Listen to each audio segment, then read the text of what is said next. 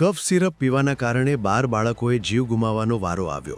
મધ્યપ્રદેશમાં 9 અને રાજસ્થાનમાં 3 બાળકોના મૃત્યુ થયા. આ ઘટનામાં ડેક્સ્ટ્રોમિથોર્પેન કન્ટેન્ટ ધરાવતી સિરપના સેમ્પલની ચકાસણી પણ કરાઈ. જોકે અધિકારીઓએ જણાવ્યું કે સેમ્પલમાંથી કોઈ ઝેરી દ્રવ્યો મળ્યા નથી. છિંદવાડામાં કલેક્ટરને મળેલા રિપોર્ટમાં બાળકોમાં કિડનીની સમસ્યા સામે આવી હતી. 4 સપ્ટેમ્બરે પ્રથમ મોત નોંધાયું હતું. આ ઘટનામાં હવે રાજસ્થાન સરકારે ડ્રગ કંટ્રોલરને સસ્પેન્ડ કર્યા છે, જ્યારે જયપુર સ્થિત કેન્સસ ફાર્માની દવાઓ પર રોક લગાવી છે. તો મધ્યપ્રદેશમાં ખાસ તપાસ સમિતિની રચના કરવામાં આવી છે. સરકારે આ પ્રકારની દવા પર બાળકો અને ગર્ભવતીને આપવા સામે ચેતવણી લખવાનો આદેશ કર્યો છે. में 9 डेथ अभी तक हो चुकी हैं.